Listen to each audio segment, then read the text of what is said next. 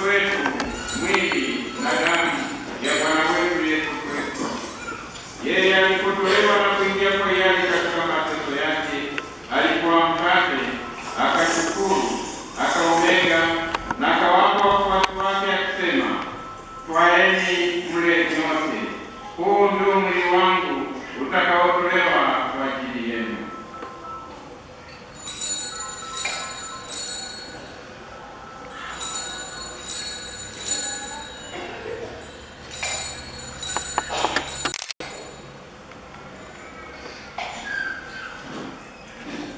Vivyo hivyo baada ya kula, akatwaa kikombe, akashukuru tena, akawapa wafuasi wake akisema, twaeni mnywe nyote, hiki ndicho kikombe cha damu yangu, damu ya agano jipya na la milele, itakayomwagika kwa ajili yenu na kwa ajili ya wengi kwa maondoleo ya dhambi. Fanyeni hivi kwa ukumbusho wangu.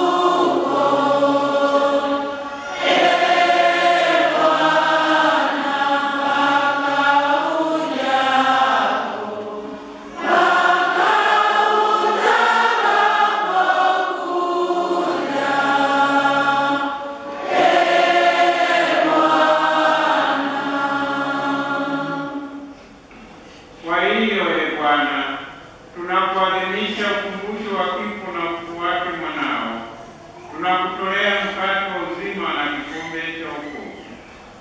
Tunakushukuru kwa kuwa umetustahilisha kusimama mbele yako na kukutumikia. Pia tunakusihi kwa unyenyekevu, ili kwa kushiriki mwili na damu ya Kristo tukusanywe na Roho Mtakatifu tupate kuwa jamaa moja. Bwana, ulikumbuke kanisa lako likiendelea kukua duniani, ulikamilisha katika mapendo pamoja na katika wetu leo wa Matanani, siku wetu mkuu iliyosoma, siku msaidizi Wilfred Masikaga na watu wote. Wakumbuke pia ndugu zetu waliofariki dunia wakiwa tumaini la kuokoka. Mmoja walifariki dunia katika huruma yako, wapokee kwenye uso wako. Tunakuomba uturuhusu sisi sote ili pamoja na ile Bikira mwenye mama Mungu Mtakatifu Yosefu Mungu wa Bikira wetu mwenye heri, Mtakatifu Andrea na Padre msimamizi wa jimbo letu, watakatifu soko wetu na watakatifu wote waliopendeza tangu kale, tustahili kushiriki uzima wa milele kwa njia ya mwanao Yesu Kristo.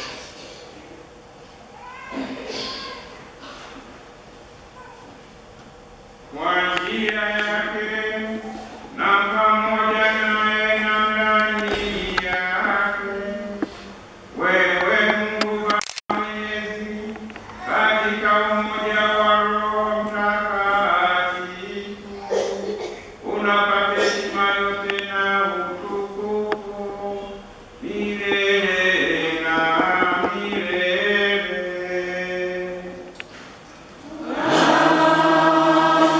Amen.